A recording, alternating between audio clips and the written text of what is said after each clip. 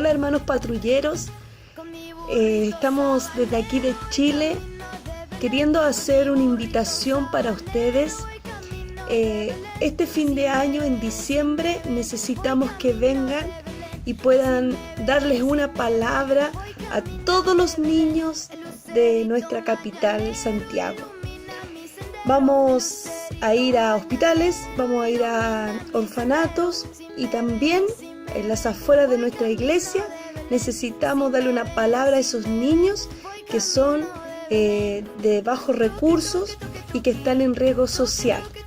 Así que va a ser un trabajo arduo, pero necesitamos de ustedes. Los invitamos y estaremos esperándolos aquí en nuestro país. Que el Señor les bendiga. Nosotros somos la patrulla Furiosa y desde Brasil estamos aquí para les hacer una gran invitación.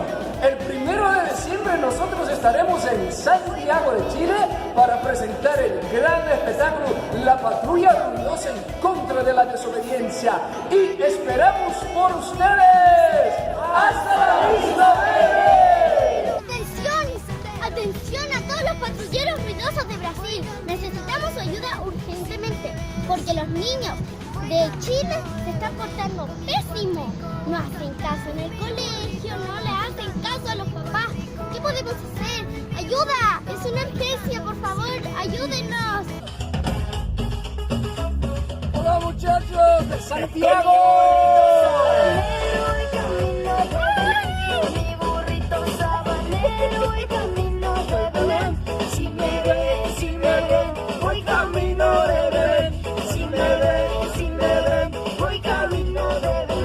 Estaremos en Santiago y les esperemos para el gran espectáculo